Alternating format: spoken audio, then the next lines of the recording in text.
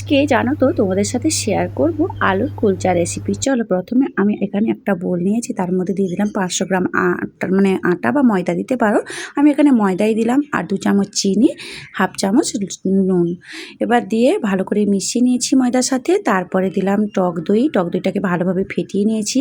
1.5 চামচের মতো baking powder আর half চামচের মতো বেকিং সোডা দিয়ে ভালো করে দইয়ের সঙ্গে মিশিয়ে নিলাম। তারপরে একটু 2-3 মিনিট মতো ছেড়ে দেবো। এইভাবে 2-3 মিনিট পর ফিরে এলাম, ভালো করে হাতে এইভাবে একটুখানি তেল নিয়ে হাফ চামচের মতো দিয়ে এইভাবে ময়দাটাকে শুকনো ভালোভাবে মাখিয়েছি। তারপরে অল্প অল্প জল দিয়ে ভালো করে কিন্তু ডোটাকে মাখাতে হবে। আর ডোটা বেশি শক্ত হবে না, রুটির মতো শক্ত হবে না, একটু নরম ভাব থাকবে। তাহলে আলুর কুলচাগুলো বেশ ফুলে উঠবে আর নরম সফট হবে, খেতেও ভালো লাগবে।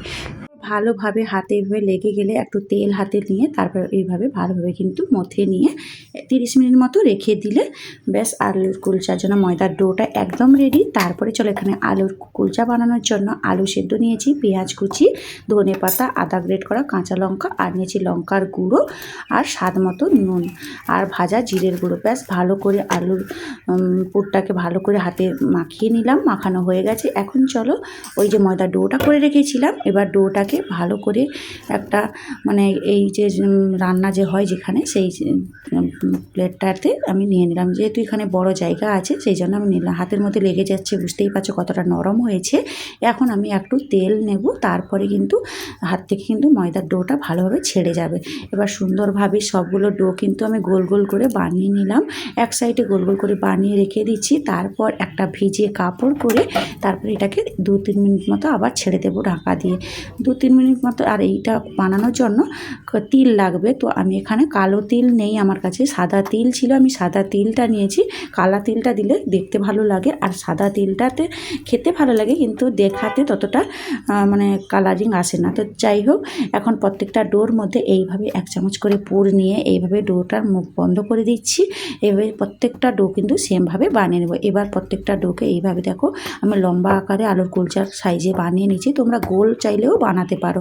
এভাবে বানিয়ে এর উপরে ওই সাদা যে তিল আছে তিলটাকে ছড়িয়ে দিলাম। তারপরে এর উপরে দিয়ে দিব ধনেপাতা কুচি, যাতে দেখতে সুন্দর লাগে, তাই জন্য ধনেপাতা। আর না যদি থাকে হাতের কাছে না দিলেও চলবে।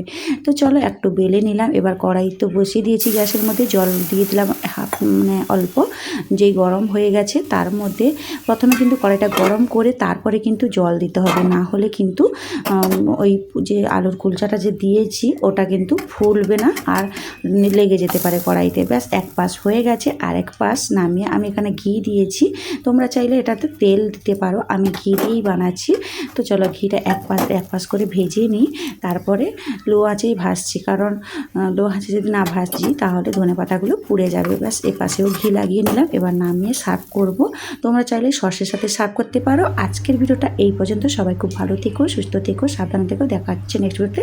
আর ব্লগটা কেমন লাগলো অবশ্যই কমেন্টে জানিও।